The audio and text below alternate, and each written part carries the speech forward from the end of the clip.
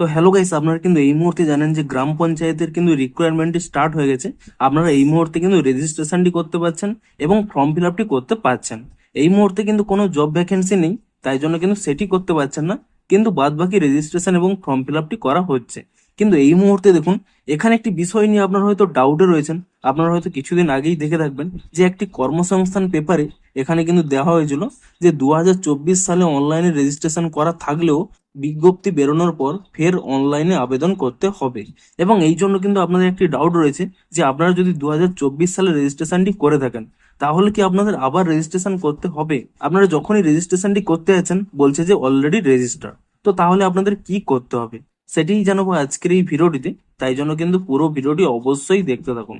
তো তার আগে ভিডিওটিকে অবশ্যই একটি লাইক করে দিন, এবং এই চ্যানেলে যদি আজই নতুন এসে থাকেন এখনই চ্যানেলটিকে সাবস্ক্রাইব করে রাখুন এরকম নতুন নতুন ভিডিও দেখার জন্য। তো সিম্পলি দেখুন, এখানে স্পষ্টই কি লেখা রয়েছে, 2024 সালে অনলাইনে রেজিস্ট্রেশন করে থাকলেও বিজ্ঞপ্তি বেরোনোর পর ফের অনলাইনে আবেদন করতে হবে।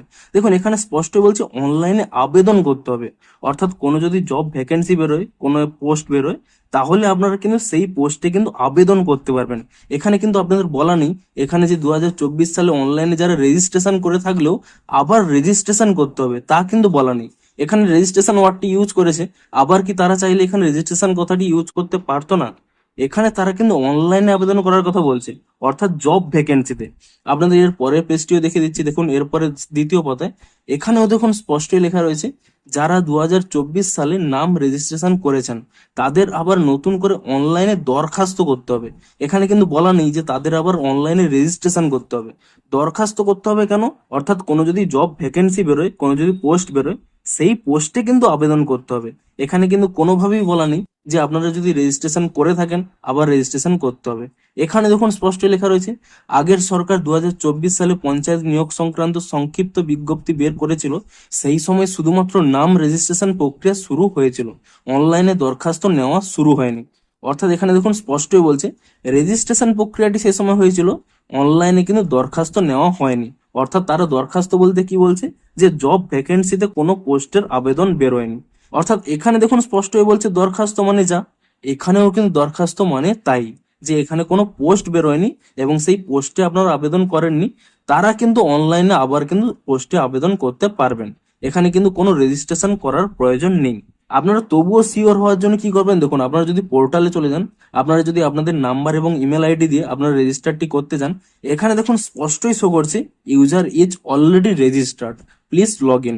অর্থাৎ আপনি কিন্তু অলরেডি রেজিস্টার রয়েছেন। এবং আপনাদের এখানে জানিয়ে দিই, এখানে যখনই আপনারা এই রেজিস্ট্রেশন করতে যাবেন, এটি কিন্তু ওটিআর প্রসেস, অর্থাৎ ওয়ান টাইম রেজিস্ট্রেশন প্রসেস। আপনারা যদি এই পোর্টালে যে কোনো সময় আপনারা রেজিস্ট্রেশন করে থাকেন, আপনাদের কিন্তু আর সেই রেজিস্ট্রেশনটি করতে হবে না।